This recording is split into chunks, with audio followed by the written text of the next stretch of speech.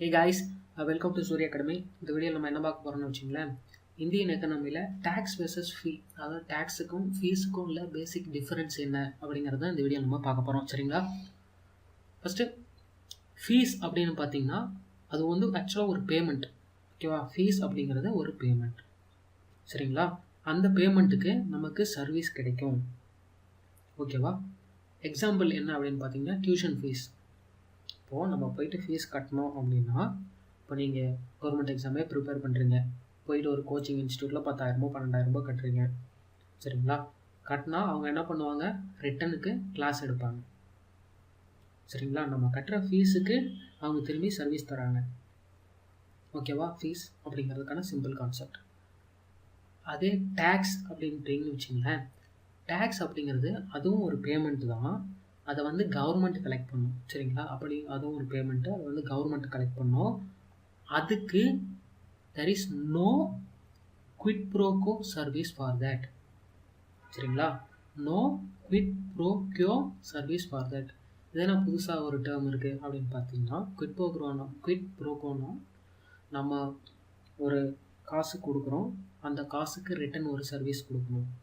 இப்போ நம்ம முதலே சொன்ன மாதிரி நம்ம கோச்சிங் இன்ஸ்டியூட்டுக்கு போகும்போது கோச்சிங் இன்ஸ்டியூட்டில் காசு கொடுக்கணும் இல்லையா, அது வந்து குவிட் ப்ரோகோ சர்வீஸ். ஆனால் காசு கொடுத்தா ரிட்டன் வந்து கிளாஸ் எடுப்பாங்க.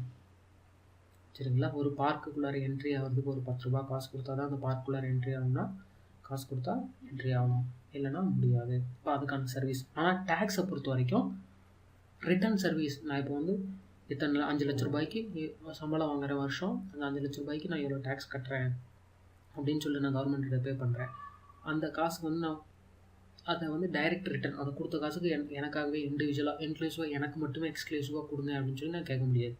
அந்த காசை கவர்மெண்ட் வந்து என்டையர் பீப்புளுக்காகவே யூஸ் பண்ணும். சரிங்களா? இப்போ டிஃப்ரென்ஸ் புரியுதா?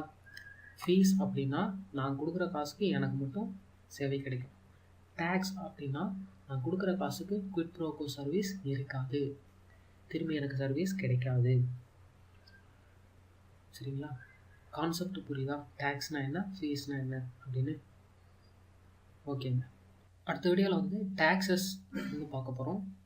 Add valorem tax, specific tax, direct tax, indirect tax, progressive அப்புறம் ரெக்ரெசிவ் டேக்ஸு, ப்ரொபோஷனல் டேக்ஸ். இதை பற்றிலாம் நம்ம வந்து அடுத்த வீடியோஸில் பார்க்கலாம். சரிங்களா? ஸோ நீங்கள் என்ன பண்ணணும் அப்படின்னா மறக்காமல் சப்ஸ்கிரைப் பண்ணிடுங்க, லைக் பண்ணிடுங்க, கமெண்ட் பண்ணிடுங்க. பாய்.